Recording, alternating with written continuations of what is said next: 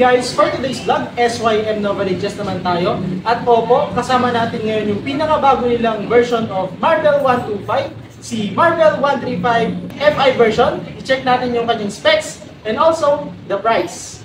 Let's start guys with its alloy wheel. Makikita natin yung kanyang alloy wheel. 5-spoke siya na may strands. And yung pagkaka-finish ng kanyang alloy wheels, matte black. And then kasama na yung kanyang telescopic fork, matte black din. At yung kanyang gulong ay tubeless na. Unlike kay Marvel 125 dati, tube type. Brand ng kanyang gulong, Yuan Xing. Size naman ng kanyang gulong, 1790 by 17. Swak na swak yung size ng kanyang gulong kasi very generic. Madali mo lang hanapin yung size ng gulong na yan. Sa kanya namang speed meter reader, naka-cable siya. Fender naman niya dito sa kanyang harapan, mahaba rin yung kanyang likod, tapos combination yung kanyang kulay, glossy red yung harapan, tapos black naman yung likod. And speaking of colors, ang color variation na available for this motorcycle, ito yung binablog natin na kulay red, meron din siyang Air Force Blue, jewel green, at saka yung pinakamaganda sa lahat para sa akin, metallic graphite gray. Check naman natin yung kanyang braking power dito sa harap. Regular hydraulic disc brake lang siya.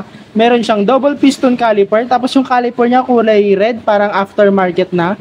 Okay na okay. And then ito yung design ng kanyang disc brake, maganda rin. Suspension niya dito sa harap, telescopic. Akyat naman tayo dito sa kanyang harapan and undoubtedly, kamukhang-kamukha niya si Sniper na 155cc. Pero yung kanyang katawan, papangunahan ko na kayo, kamukha niya si Sniper na 135. Titignan mo naman yung kanyang mga ilaw. Ito, very aggressive.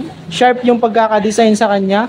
Tapos yung kanyang pinaka-big dito, patulis din. Yung kanyang mga ilaw, mix, LED, saka bulb type. Yung kanyang daytime running light, LED yan. Yung kanyang headlight, LED. The rest, yung signal light, saka yung stoplight niya, bulb type pa rin. Check na nga natin yung kanyang mga ilaw.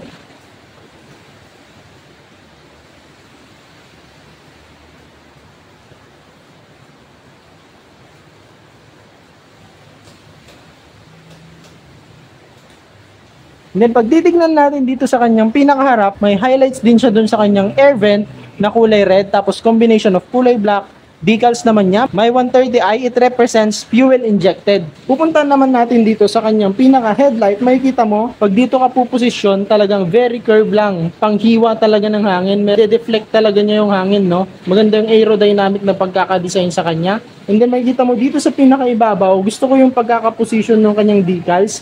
Hindi nila nilagay dun sa gitna. Euro Motors, nasa medyo gilid siya. Ang pagkaka-finish naman dito, glossy black and glossy red. Nagustuhan ko naman sa kanyang daytime running light. Yung ilaw niya parang stripes. Parang nakita na natin itong design na to kay Model T, yung kanilang scooter na bago. Yung na-feature natin na carb type at saka FI din. Ito, LED, yung kanyang daytime running light. Tapos yung kanyang signal light, bulb type. Dito sa gitna, may emblem siya ni Euro. Handlebar naman tayo, makikita natin dito, wala siyang passing light, no? Bakit kaya hindi nilagyan? So, yun siguro yung magandang upgrade sa susunod. Sa bandang left naman ng kanyang handlebar, makikita natin yung high and low switch, turning lights button, and yung kanyang busina. Sound check na natin.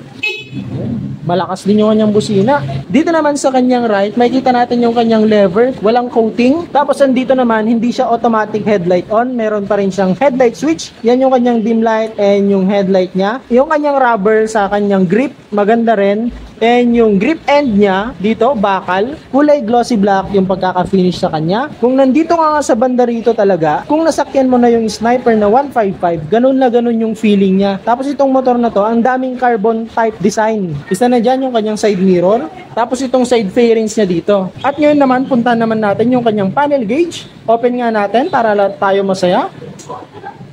Yan, so napakaganda nung kanyang panel gauge. First time ko lang makakita nung bar type na fuel gauge. No? Kita natin dito yung kanyang speed meter, odometer, gear indicator, check engine kung naka-neutral, left or right indicator, tapos yung kanyang high beam indicator. Open natin yung kanyang headlight.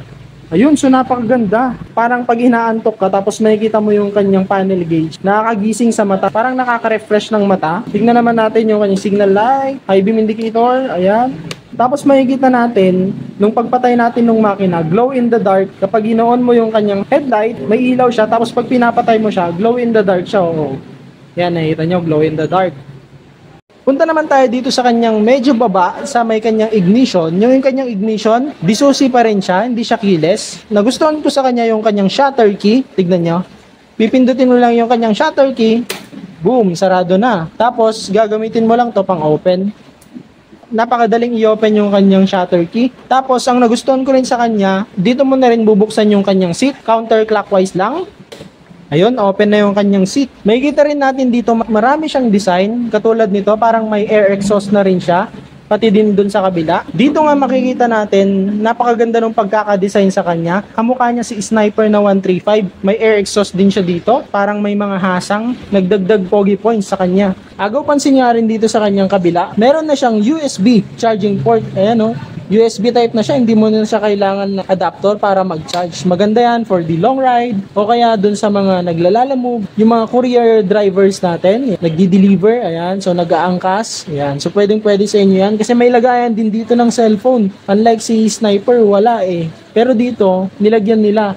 Ayan, so medyo malalim din siya. Pwedeng lagyan ng cellphone. Dito naman sa kanyang belly, ayan yung kanyang design. Tapos may mga information guide din siya dito.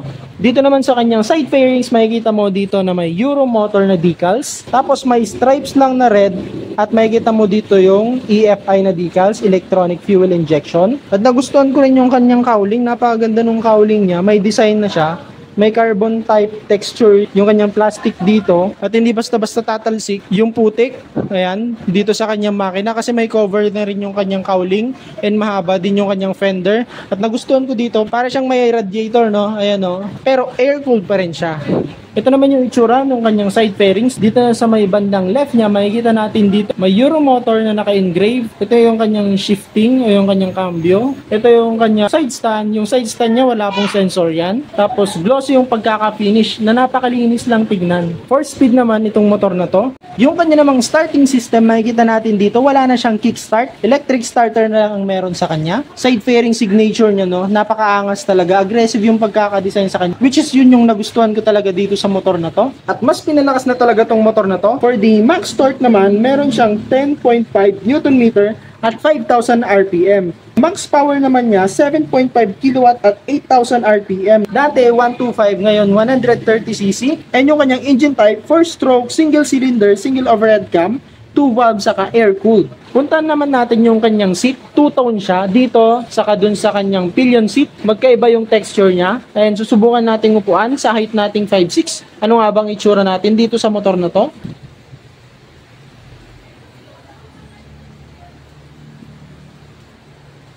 Nakita niyo yung aking paa? Medyo tiptoe siya, pero hindi siya masyadong ganun kataasan. Tapos nagustuhan ko sa kanya, yung suspension niya dun sa kanyang likod, malambot siya. Buksan naman natin yung kanyang underseat compartment kung ano makikita natin. So napakalinis lang din.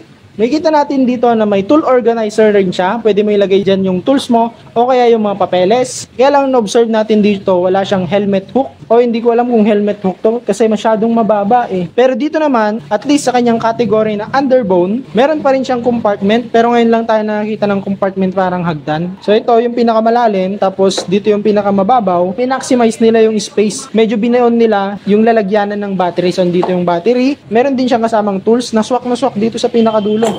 Malinis lang nga din yung pagkakadesign niya. And ito naman yung kanyang fuel tank. For the fuel tank capacity naman, meron siyang 4.5 liters fuel tank capacity. Tapos meron pa siyang cover na rubber dito. Pati yung bolts nung kanyang grab bar. Tapos speaking of gasoline naman, fuel consumption, yung claim nila, nasa 56 kilometers per liter. So napakaganda na. Matipid na tong motor na to. Tapos naka 130cc ka pa. Sa kanya namang grab bar, silver yung pagkaka-finish. Tapos maganda sa kamay. And then matibay naman siya. Tapos may kahawig siya kay MIUI. Pabaliktad lang kay MIUI eh. And speaking of suspension kanina, ito yung suspension niya, dual shock dito sa likod. At isa rin sa nagustuhan ko sa motor na to, napakalapad yung kanyang swing arm. Parang si BF3i na rin. Tapos yan yung kanyang itsura ng kanyang chain. May chain cover na rin siya dyan. Tapos yung kanyang sprocket size, stock is 38. Hindi lang natin alam kung ano yung nasa harapan. Pero yung 38, nasa mid-range na siya for the arangkada and top speed. Kung gusto mo makapag-produce ng mas mataas na top speed for this motorcycle, pwede siguro, litan mo dito sa likod, mga nasa 36. Tapos dun sa harap na sprocket, medyo lakihan mo. Ito naman yung itsura ng gulong niya dito sa likod. Tapos may lining na red. Same lang din dun sa harap. For the size naman, meron siyang 100 by 30 by 17. So okay na yun, malapad din dito sa kanyang likod. Mas malapad na gulong, mas maganda yung grip sa daan. Tapos tubeless. Ito naman yung itsura ng kanyang pipe. Tapos ang nagustuhan ko sa kanya, plastic dito, pero dito stainless. Sound check naman natin tong motor na to.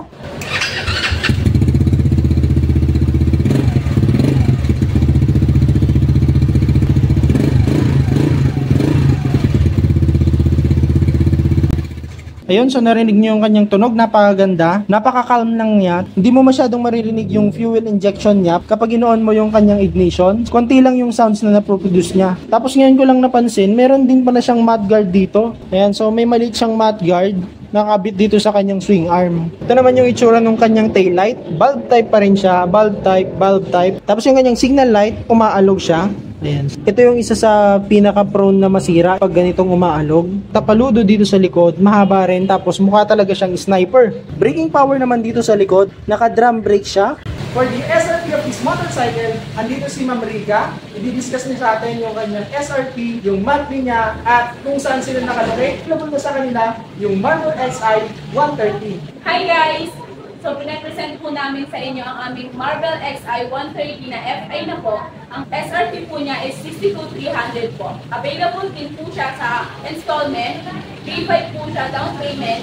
And ang monthly po niya is 3,023 po for 3 years. For the 60,000 price range mo, hindi ka pa makakakuha ng clip na 125 saka MIUI. Kasi ito 60,000 lang tapos FI. Tapos yung location nyo ma'am, para kung gusto nyo lang mag-apply. So guys, sa mga willing kong mag-apply, located po kami sa 740 Quirino Highway, Barangay San Bartolome, Novaliches, Quezon City. Tapat lang sila ng Motolite. Tapos pagpupunta kayo ng SM Novaliches, along the highway lang sila, pagpupunta kayo ng SM Novaliches, makikita nyo yung placard na Mitsukoshi. Ayan, so pwede nyo silang puntahan dyan. Hanggang dito na lang guys. Ride safe!